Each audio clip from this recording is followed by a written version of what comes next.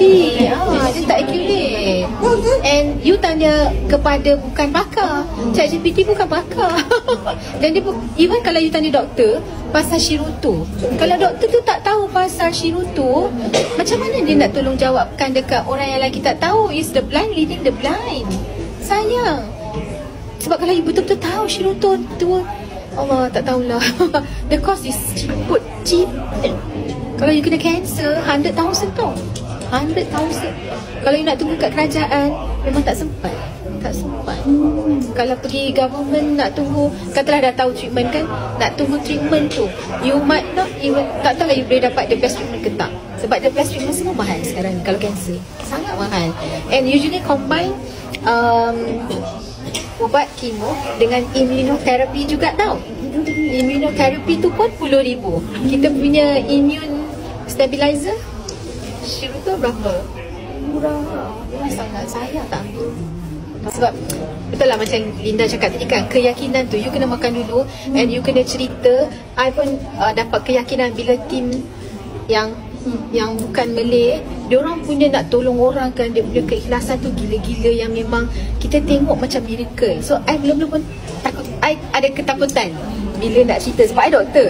So kalau patient I yang cancer tu mati, tak ke malu I. Tapi dalam rangka I sendiri berlaku yang memang doktor kata bawa balik je. Dia cancer thyroid dan merebak ke paru-paru. Memang tak ada ubat. Doktor kata balik je. Dia sampai fikir macam nak suruh aku balik tak ada apa ke, tak ada rawatan langsung. Tapi alhamdulillah IPPA1 dengan spirulina, dia dah boleh berjalan. Dulu depress dalam rumah, sekarang dah boleh keluar rumah, at least dah boleh berjalan. So apa tu, what kind of life is that kan? Memang waktu tu tetap pergilah. Tapi kalau dia pergi kurus kering langsung, tak boleh makan, tak boleh minum, dia pergi dengan at least senang sikit. And dia boleh makan kan, macam kalau orang Cina ni, makan ni paling penting. Kalau tak boleh makan langsung macam mana tu? Tu yang I cakap, it's sebenarnya murah sebab dia kategori makanan. And ada yang dah start tanya kenapa tak jual. Of course lah, sebab dia makanan je, bukan ubat. It's superfood, it's functional food. Ada yang doktor lain kata functional food is superfood. So dia kategori makanan kan.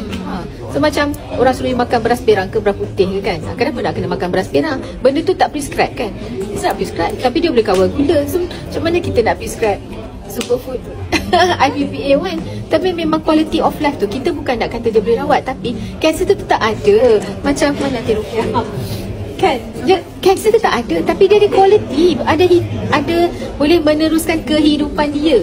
Itu yang I maksudkan. Rukiah kan, kan. I mean I already sendiri example lah. I jadi confident with the product because of Aunty Rukiah. I memang really confident. And the positive environment. Macam after 2 weeks lepas operation, dia datang BS kat Banjung. Apa ni? Because dia nak ada positive vibe. I was just telling Fahana pagi tadi, I said benda ni kita tak prescribe tau dekat dalam medicine. Sebab kita tak prescribe you go and see positive people. Kita prescribe ubat, lifestyle, yes, tapi tak ramai yang encourage you pergi jumpa and do what you want. That's what she did. Dia datang meeting sebab nak jumpa positive people yang encourage dia.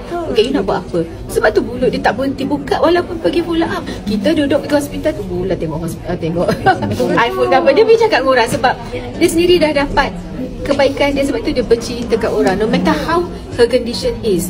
So benda ni susah kita nak bagi tahu kat doktor. Yang orang in medical line. Sebab kita dah pemikiran kita, okay, sakit, drugs, surgery, prescribe. Tapi luar than that, apa jadi dekat dia kat rumah tu, kita tak tahu. Kita tak boleh tahu pun kalau dia meninggalkan, what happen tu ke, dia lagi elok ke, dia makin hidup lama kan. So kita tak tahu benda tu. Tapi kita tengok banyak living proof dalam international. Kita yakin je. Keyakinan tu hanya akan datang bila kita betul-betul ikhlas share ke orang.